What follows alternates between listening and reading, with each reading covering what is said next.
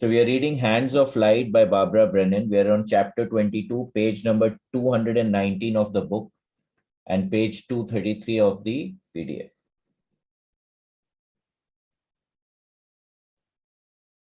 Field of work. Shivangla, you have to speak up.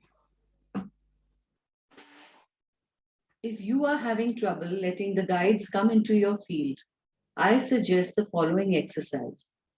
This exercise can also be done before the healing starts if you wish. It is only to be done after you have charged your field with exercise 22, visualization in chapter 21. Now that your field is charged and balanced, repeat the above exercise and change it slightly to help facilitate the entrance of the guides into your field for healing. If you have your hands on someone, gently remove them before doing this. Go back to your own first chakra. See it spinning red. Breathe the color twice. On the second in-breath, raise your consciousness to the second chakra and allow the red to turn to red-orange. Breathe out red-orange. Focus on the second chakra. Breathe in red-orange. Breathe it out. Breathe in red-orange again and let it turn to yellow while raising your mind's eye to the third chakra. Breathe in yellow. Breathe it out. Breathe in yellow and let it turn to green as you move up to the heart chakra. Breathe in green. Breathe it out. Breathe in green. Lift yourself to the throat chakra. Let the green become blue. Breathe in blue. Breathe it out. Breathe in blue and lift yourself to the third eye as the blue turns to indigo. Breathe in violet. Breathe it out. Breathe in indigo and let it go to white as you lift yourself to your crown and the top of your head. As you lift through the crown, allow the guides to come into your field through the rear aspect of the throat chakra. You will feel them come around over your shoulders and down into your arms like an overlay. So again, right, this is important in the sense that, when you allow the guides to work through you, then you are not doing the work. The guides are doing the work, which becomes extremely important in these cases. In shamanism also, it's the same thing. You allow your helping spirits to take over your system and then allow them to work through you, right? So you're not working with the small guy, you're working with the big guy. Basically, that's the shift that we are looking for in this. You may feel your field become much fuller. At this point, you may be able to see a guide's arms interpenetrating yours and the light streaming from them. Relax. Get used to the feeling. If you feel the urge to put your hands on an area of your body, do so. Later, help a friend. Allow your hands to be guided to a place on a friend's body that needs healing. It may not be where you think. So this is again important, right? Now, again, you need to allow the guidance to take you where it goes. Because again, if you start using your logical, the small guy, then you're thinking that the problem is in X place, but it may be originating in the Y place. So you need to allow the guidance to take you wherever it is taking you. Let the beautiful healing energy stream forth from your hands in love. Never be afraid to put your hands on another with love. Now, this is the key, right? Putting your hands or laying of hands with love. It has to be done with feeling. It has to be done with great gratitude, gentleness. Those are the compassionate things that you need to have with you, right? So putting it simply, you need to be on the right side of the grid whenever you are doing any kind of healing. If you're on the left side of the grid, then it will result in issues for yourself as well as your client.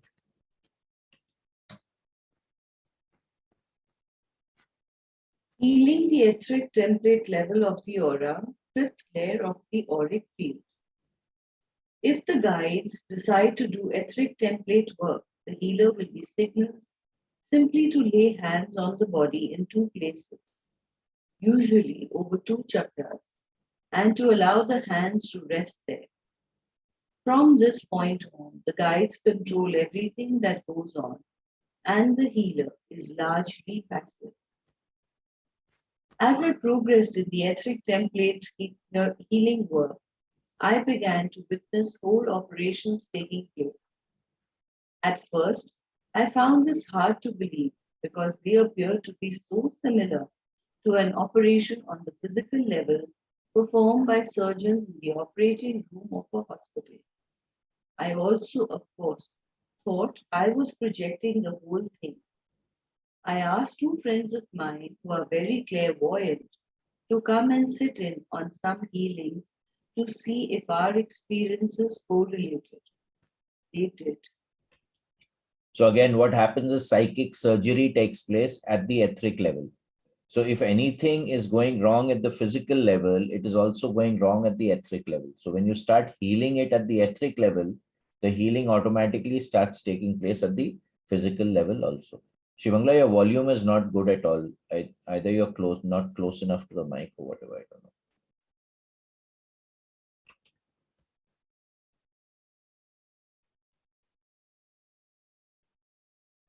During this type of operation, which I have called spiritual surgery, the healer cannot, under any circumstances, move her hands. In fact, most of the time the hands are so paralyzed, it would be fairly hard to do anyway. Whenever I have tried, it was a great effort. It takes a lot of patience to simply sit there, sometimes for 45 minutes, while the guides do their work. After the guides are finished, they will sterilize their work and begin slowly closing up the incision.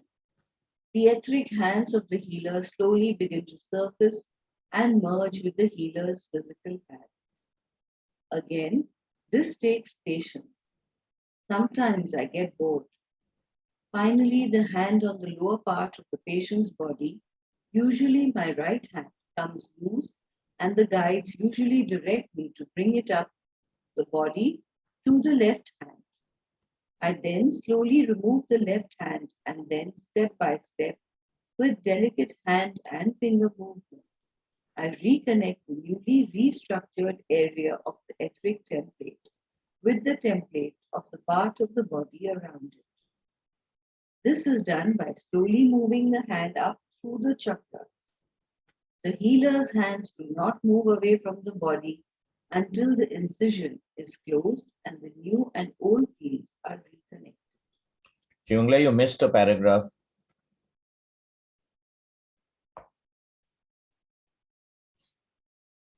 Go on the other side. Yes, this is what we regularly saw. You didn't read all that.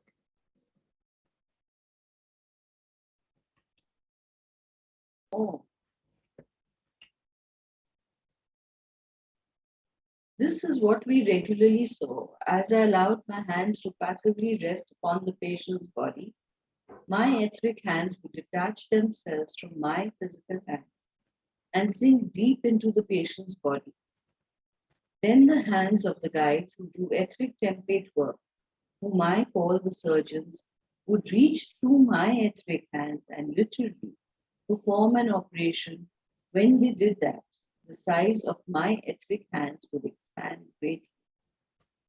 So this is like psychic surgery, right? Again, they're actually going into the body.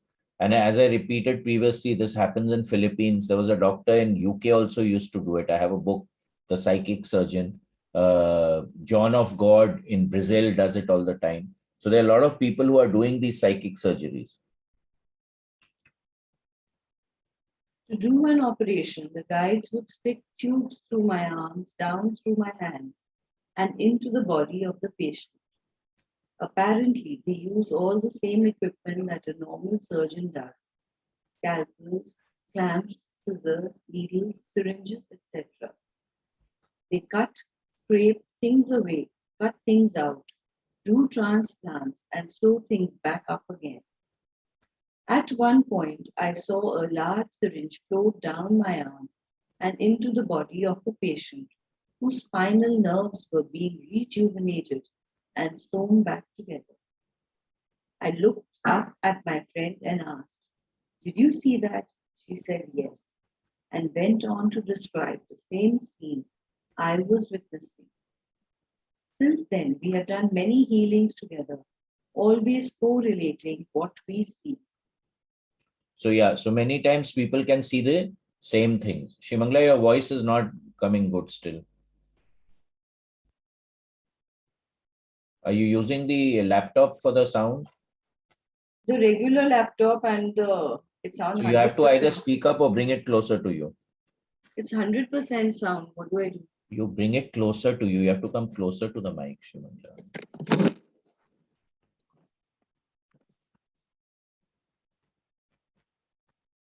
All this work is done on the fifth level of the auric field. This layer appears to exist in negative space as was described in chapter 7. To me, through my high sense perception, negative space is similar to a negative of a photograph where all the dark areas are light and all the light areas look dark. In negative space, all the areas that we expect to be empty are filled, and all those that we expect to be filled appear to be empty.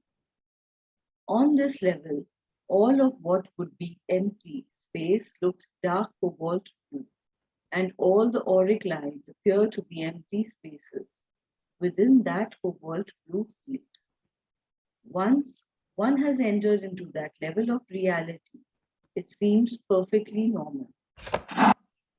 So again, every layer is ulta. Every layer is negative, positive, negative, positive. So again, we need to get used to it once we're getting into these states of consciousness. The fifth level is the template for all form that exists on the physical plane. If a form is restructured in the auric field, it will have to be re-established on the fifth level of the field for it to regain its healthy form on the physical plane. Thus, all auric surgery must be done on the fifth layer of the field.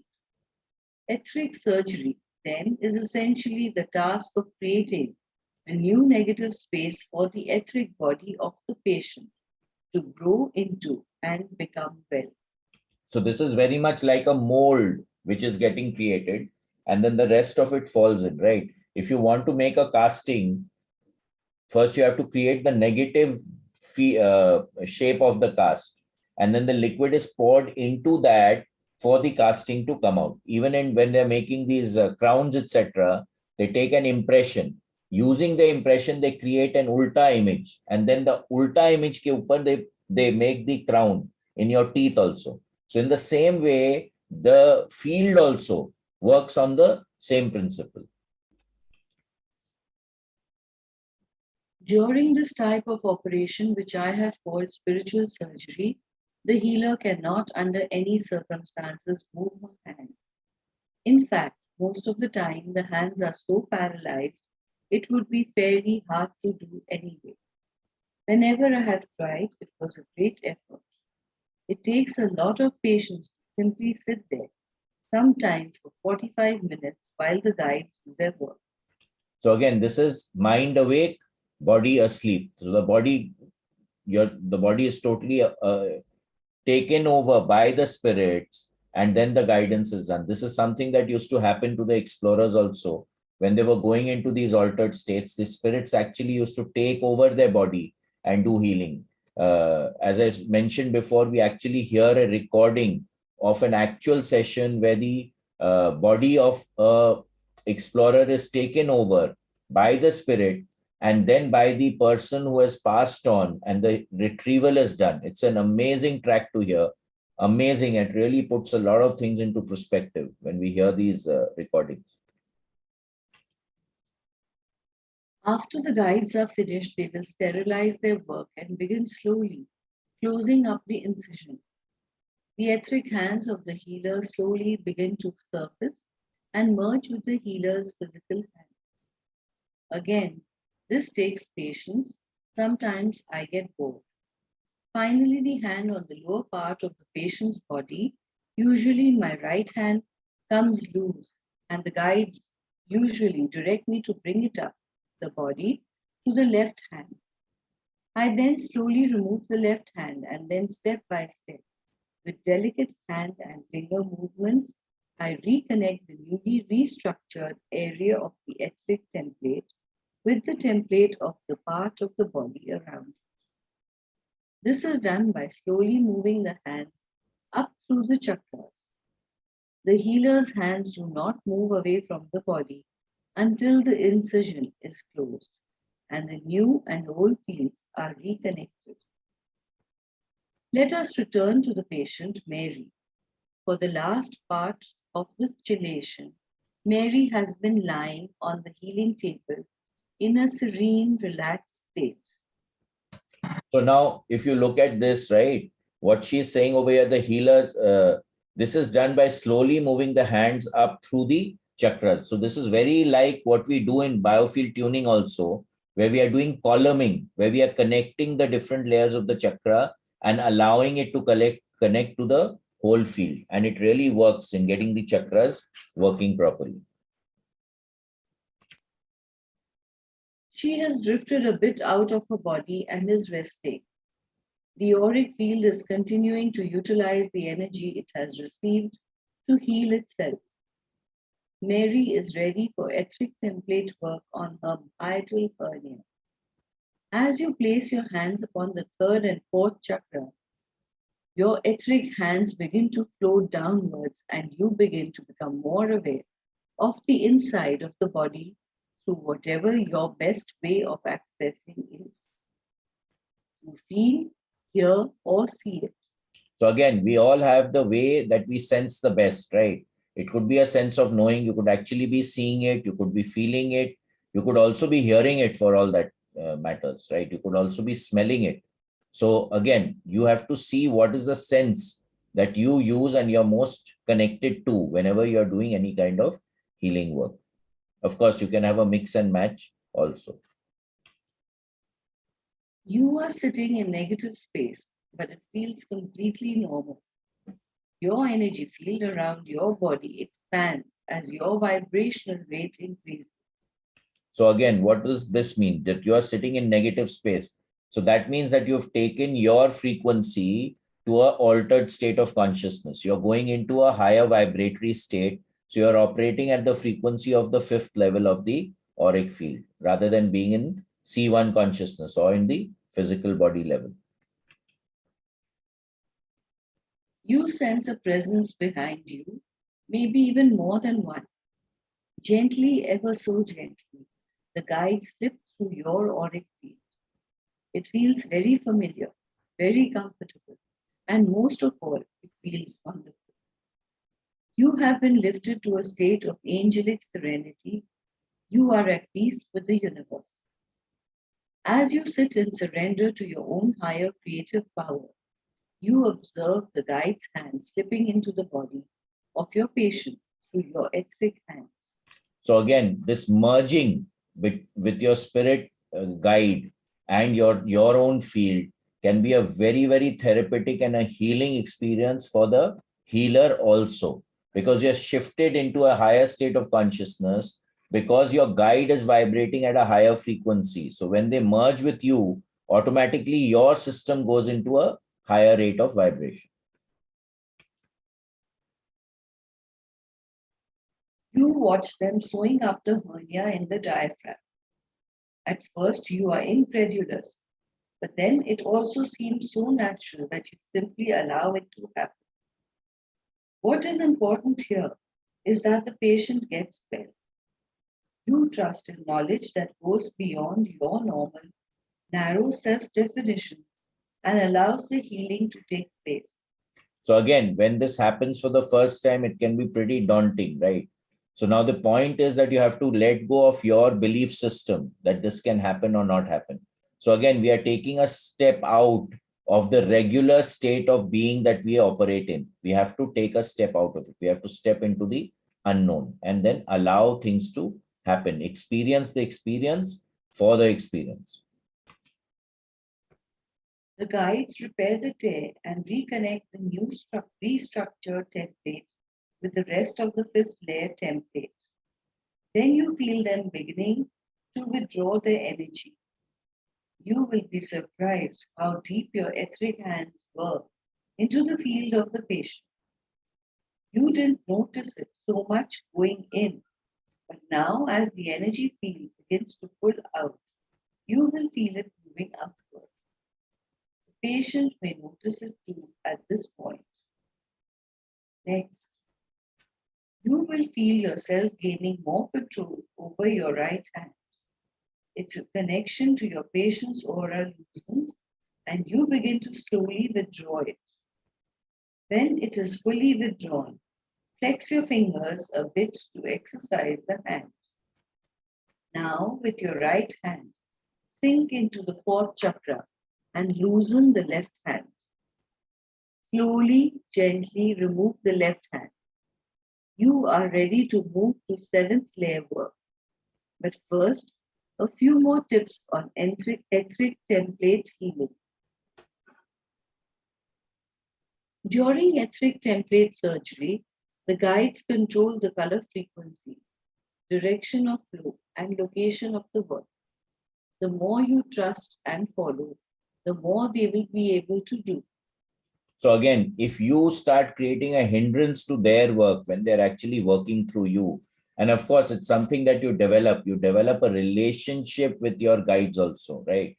A trust develops. It's a friendship which develops. It's a, it's a merging, it's a joining which develops, which is something that is built over a period of time. That's why in shamanism, they'll say, when you have the helping spirits from the lower world, they will always come and tell you, come play with us, be with us, enjoy with us, right? Get to know us. They keep telling you to do that.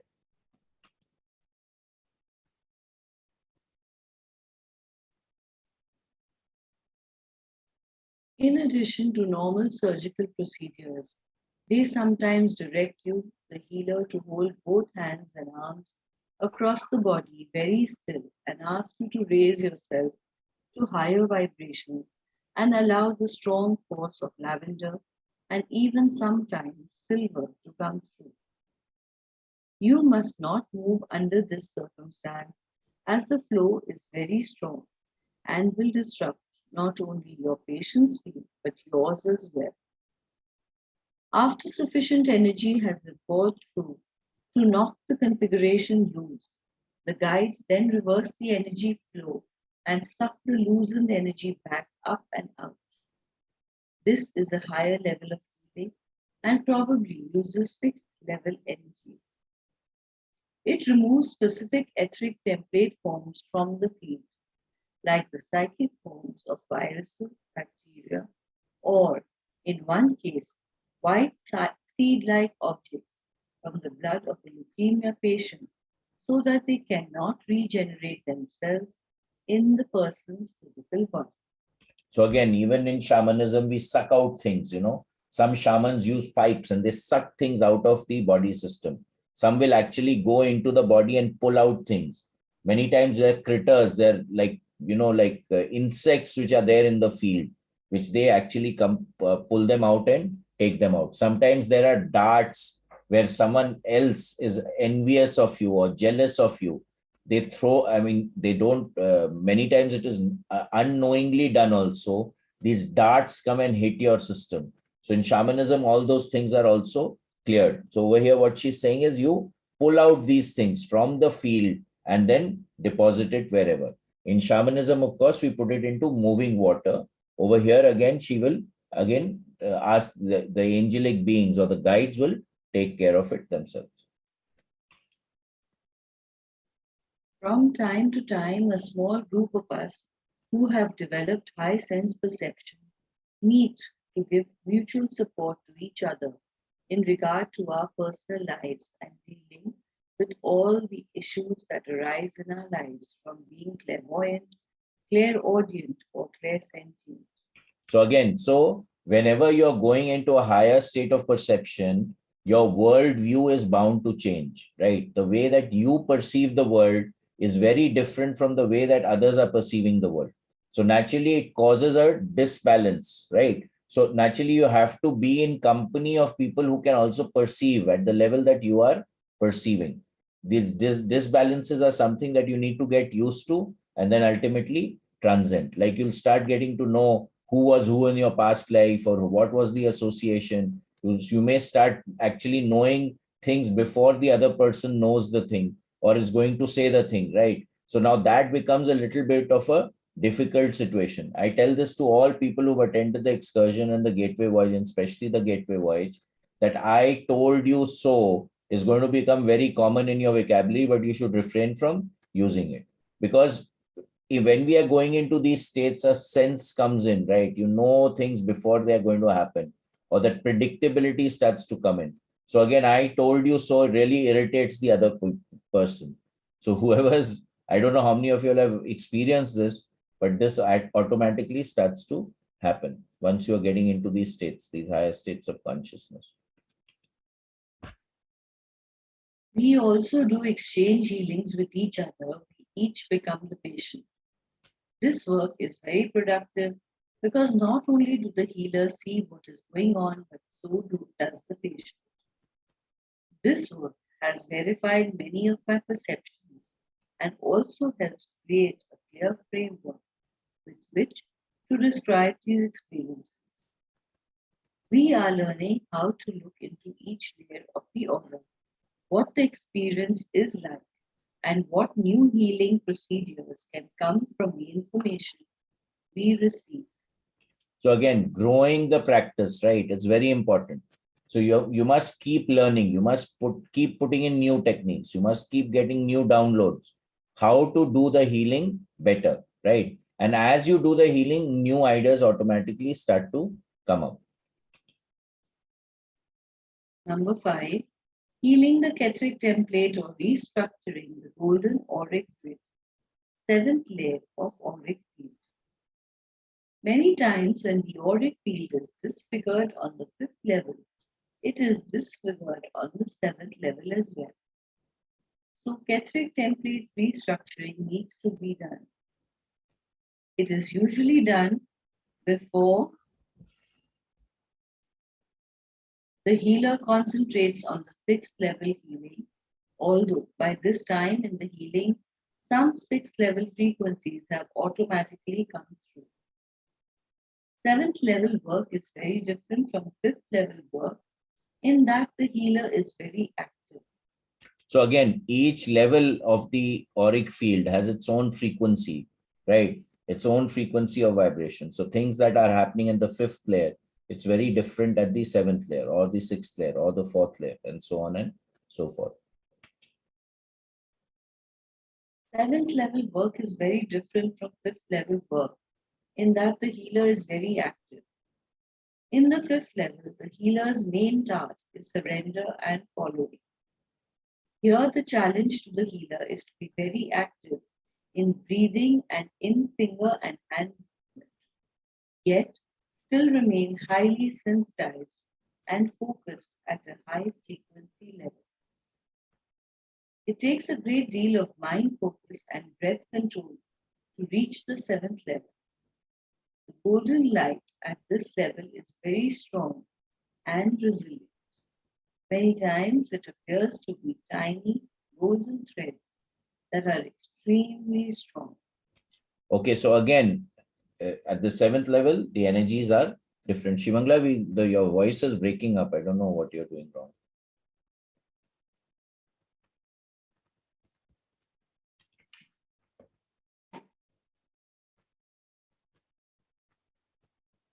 The guides of the patient always come to healings and assist. If you are alert, you will see them walk into the healing room with the patient.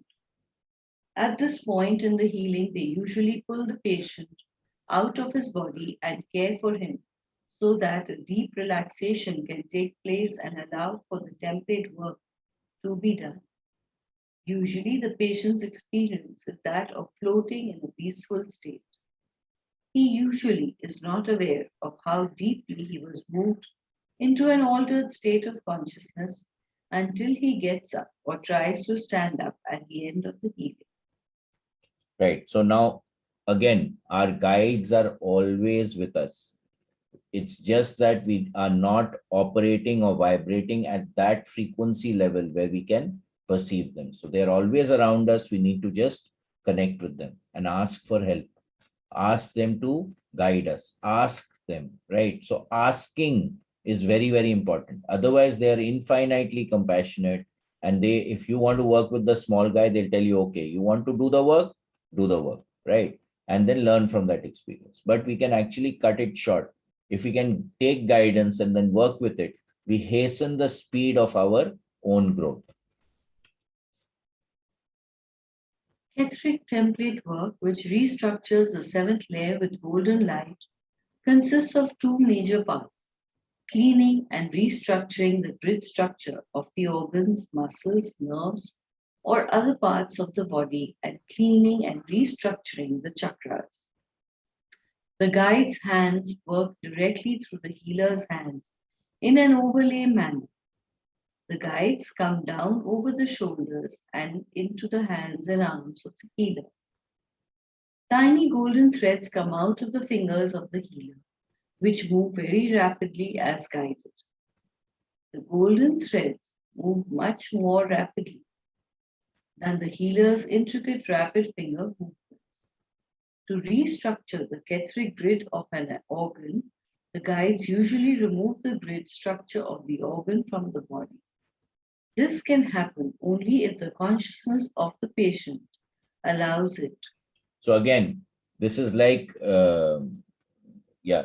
So if you are not with the healing, then automatically there's a resistance which will cause the healing to get a little affected. And this is very similar what she's explaining. Is there's a exercise or there's a process in shamanism which is called dismemberment, where you actually ask your spirit guides and your helpers to actually dismember you, dismantle you, and then refix you totally. So this is like taking an organ out, repairing it, and refixing it. Like it's an organ transplant, you could actually say. At these moments, the patient is in an altered state communicating with his guides, which he may or may not remember when returning to the body. A Catteric template organ restructuring. The hands of the healer will move with tremendous light force and a strong burst of energy to remove the Catteric field of the organ.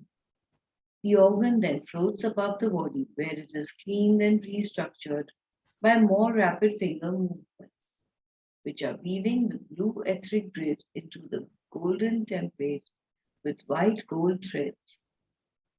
The space inside the body is cleansed and sterilized with light before the organ is replaced. When the restructuring and sterilizing is completed, the organ simply slips back into the body. It feels almost as if it was sucked back in. It is then sewn back into place and filled with blue light to energize it. The area is then usually filled with the cottony, soothing white light that acts as an internal anesthetic. Then the whole area is usually covered with a golden energy bandage for protection. Examples of such a healing are shown in the figures 2216 and 2217. I received a phone call from a client who had a lump in her breast. Her doctors could not tell if it was an infection or a tumor. They had tried to aspirate it, but could not, and therefore had scheduled surgery. As I was speaking on the phone with her, I immediately got a picture in my mind of a dark red lump in her left breast with dark gray spots extending up under her armpit where her lymph nodes would be. So again, when you're connected to a patient and you're looking for something, you can get instantaneous downloads about what is happening.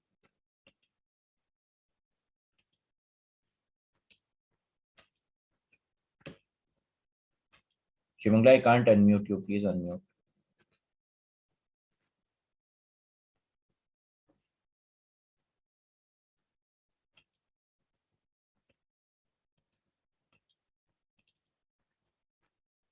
Shivangla, you there?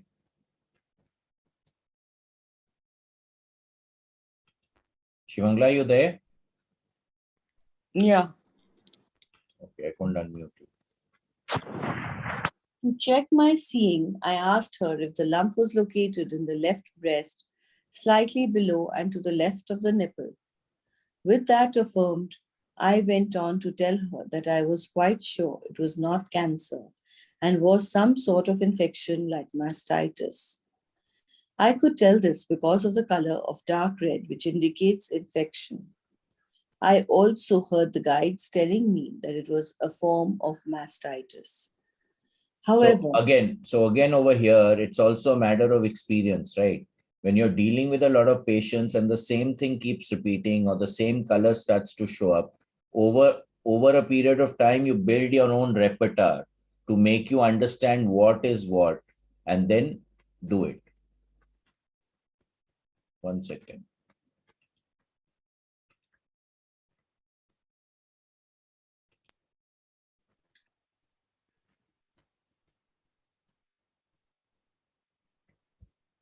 Shivangla, you're on. yeah. However, I also saw that the axillary lymph nodes were very dark green. This disturbed me. I told her that the primary problem was not the lump in the breast, but the clogged lymph nodes, and that she needed to do some cleansing of her whole body and this particular system. So again, so she knows as a fact that whenever she sees that green mucus-like thing, it is that the energy is getting stuck, it is not moving, right? And that non-movement is causing a backup in the breast, which is getting red, right? Because the energy or the used up energy is not getting removed from there. So the problem is actually in cleaning that green mucus rather than the healing of the breast. Of course, that's also important. But if that mucus is cleared up, then this thing will automatically clear up. In surgery, a few days later, the doctors removed the infected mammary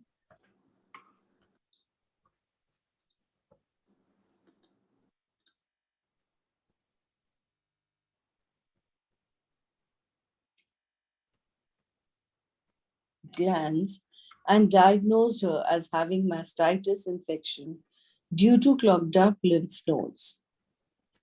When she came in for a healing about 3 days after the operation, her system looked very clogged. She had massive clogging of the lymphatic system all over her body, which showed up in dark green areas on either side of her sternum and on the left side of her abdomen. So now what does this mean, right? So the surgery took care of the symptom. It never took care of what was the actual stressor, the actual problem, which was causing the dis-ease in the system.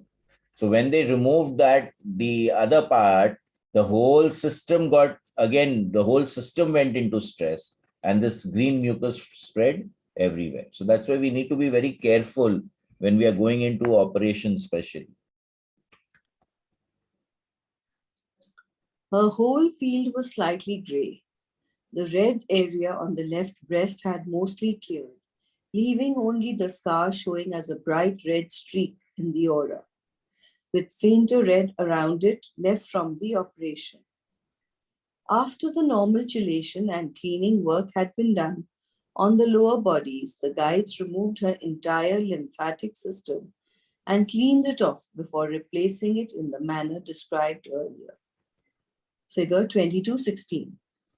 Her whole torso was recharged and shielded with first blue light and then golden light, leaving the lymphatic system on the seventh layer looking very clear and golden. The red streak had disappeared. Note that figure 2216 shows the guides working through the healer cleaning. The lymphatic system with the patient's guides at her head, holding her out of her body while the template work is done. Go back to the picture.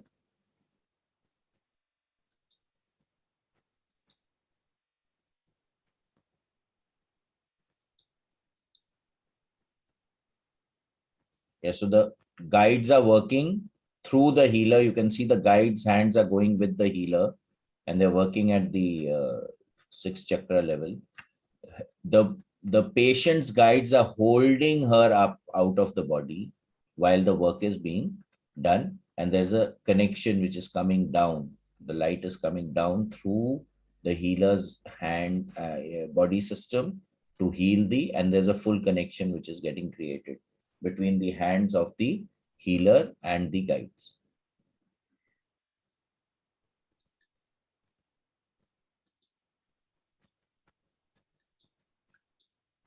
Here the chakra is getting healed. Just go back.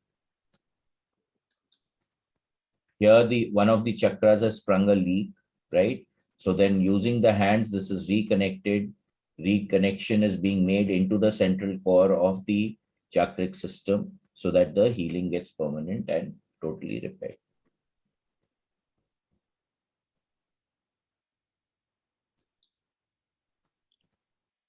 Her whole field was slightly grey. Yeah. The red. You've read all this already. Please go down.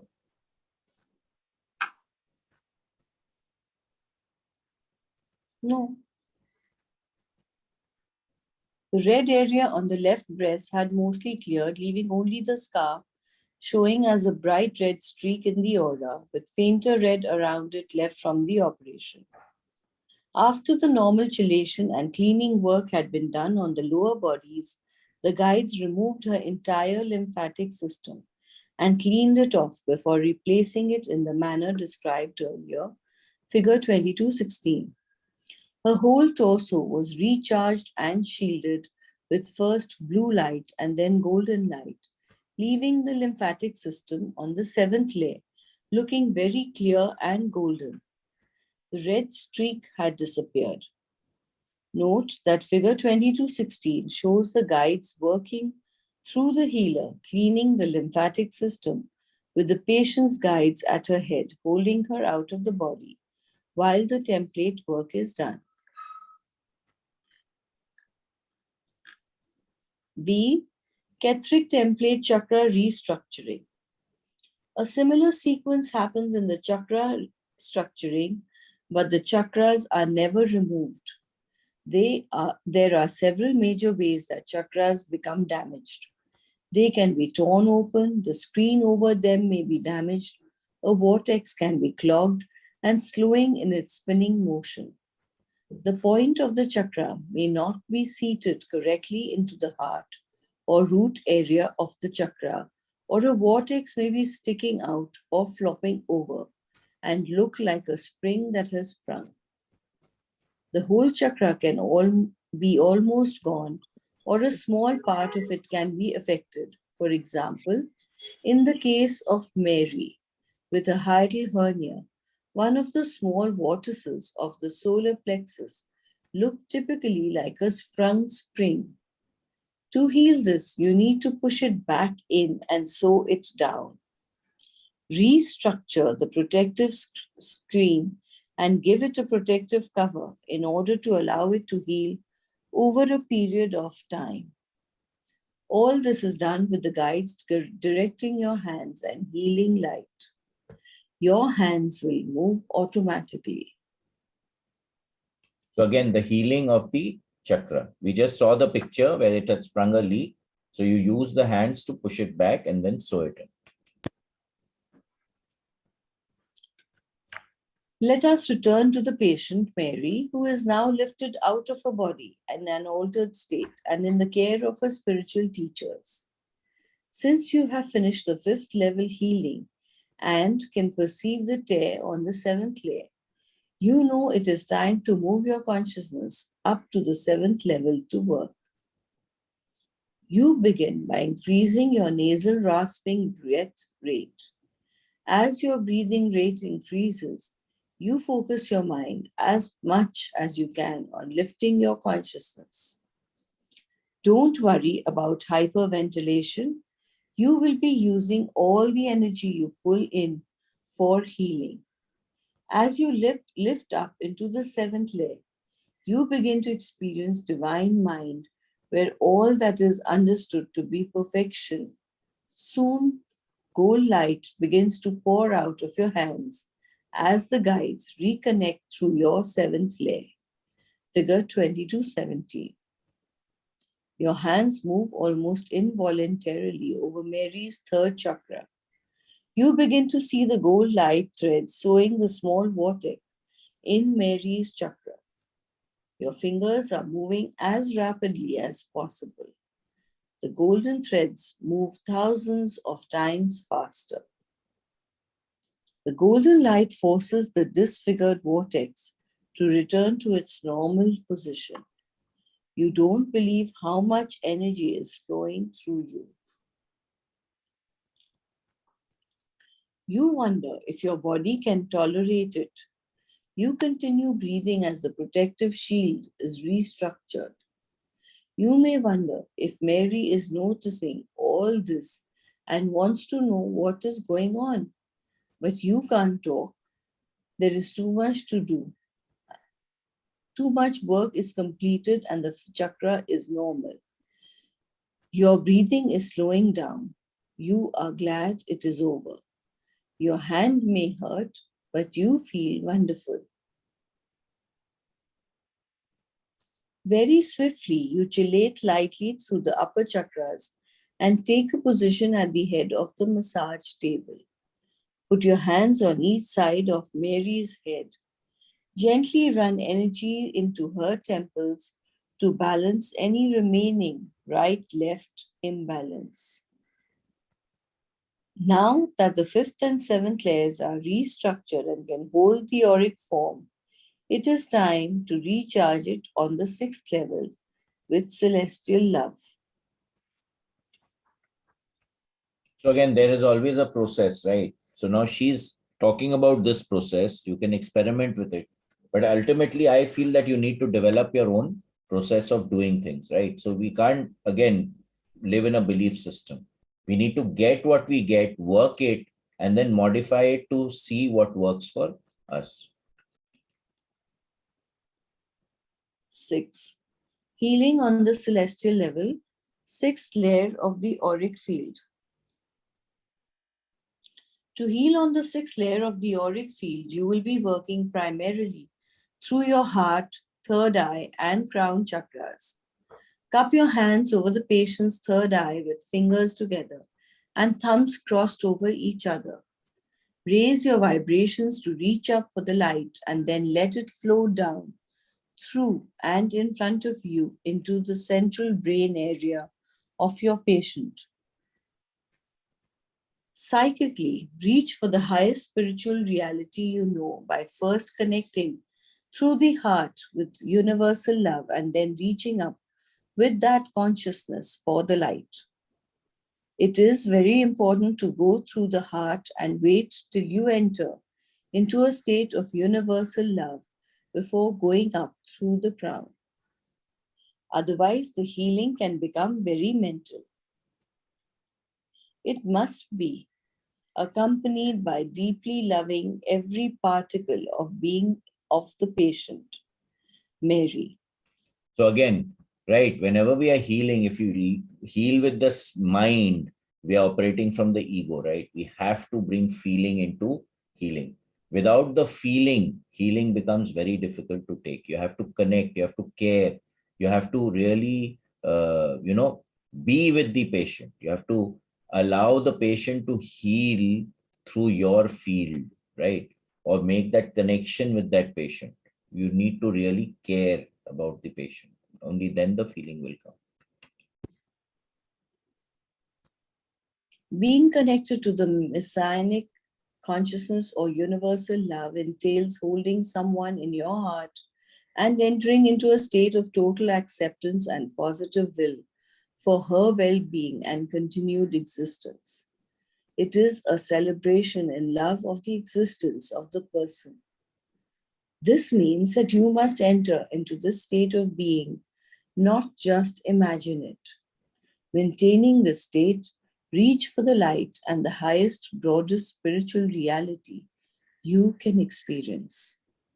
So again, so you can imagine being in that state and you are actually in that state. So when you're actually in that state, you need to feel the state, right? And then do what needs to be done. If you're just going to imagine it, then there's a very big difference between being in that state and imagining it. To raise your vibrations, you use both the active and the receptive principles. First, strive simply to increase the frequency of your vibrations. This is done through breathing, rasping air across the back of the throat, through meditative focus, and by reaching up with the mind's eye into the light. Subjectively, it feels as if you look up into the light and reach for it. You feel lighter and less attached to your body as you go up. It feels like a part of your consciousness literally goes up the spine and stretches up from your whole body into the white light. Your feelings become more and more pleasurable as you enter into the light. So as you go into higher levels of consciousness, automatically you start feeling more comfortable, you start feeling more at home, because actually we have come from there, right? Here we are here for this experience. This is like a school. So whenever you go to a boarding school, for example, and you come back home, you feel great in your house. That's normally what happens. So this is the same feeling. When you're going into these higher frequencies, those places feel like home, and you become very comfortable in those expanded states of consciousness. You feel more and more universal safety and love surrounding you and interpenetrating you.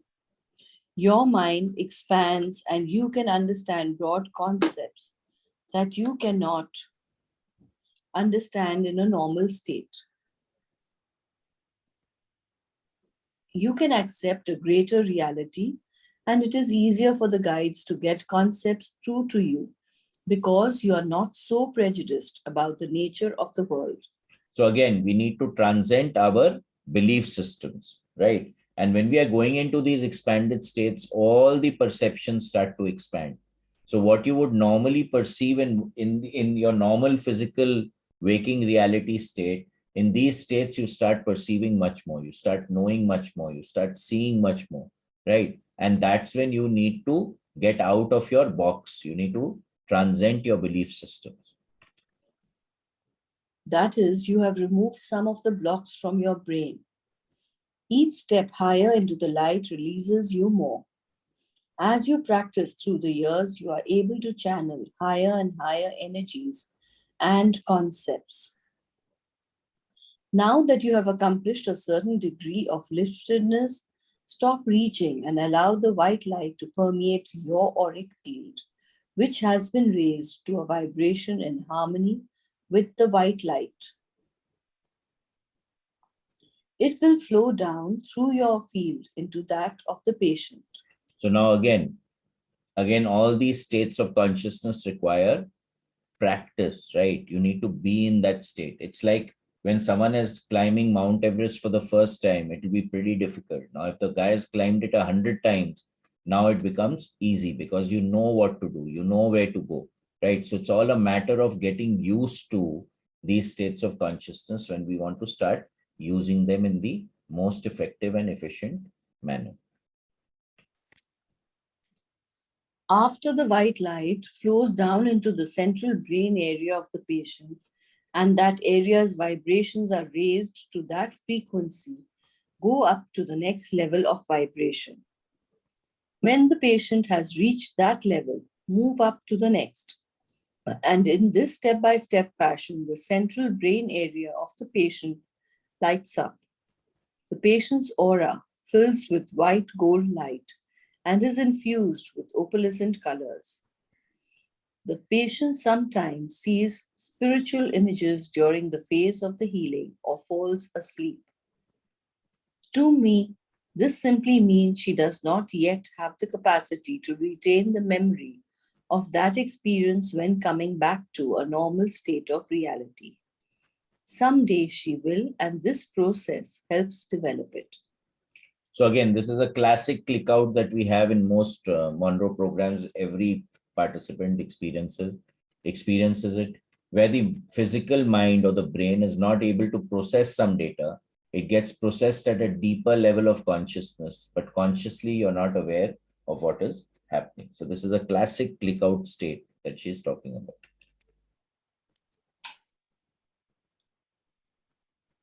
Because this way of channeling is so strong, you must lightly flick your hands to break the connection to the sixth chakra before moving on to the next step in the healing process.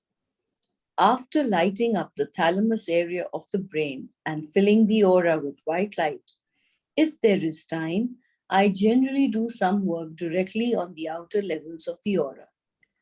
With palms up, tracing paths with my fingers, I usually comb out the light rays of the celestial body. This motion is similar to running your fingers through hair as you pull it away from the head. You begin with your hands near the skin and move outward perpendicular to the body, as if you were lifting the aura up. This gives the patient a light feeling and enhances the celestial body by adding light to it and broadening it. If you have time, try it. Mary will enjoy it. Great. So again, you're lifting the aura, you're cleansing it, and then you're lifting it. You're cleansing it, and then you're lifting it. This is very similar to what we do in biofield tuning also, using the forks to really seal stuff. Can you go to the picture, Shivangla? The last page. Yeah, just scroll it. So again, the hands, she's putting the hands across the head. You can see the patient's energy field has totally brightened up, and you can see a lot of guidance is there in the form of angels who are actually helping the healing process, and the guides are also holding the patient out of the body so that the healing can start taking place. Okay, I think we can stop here.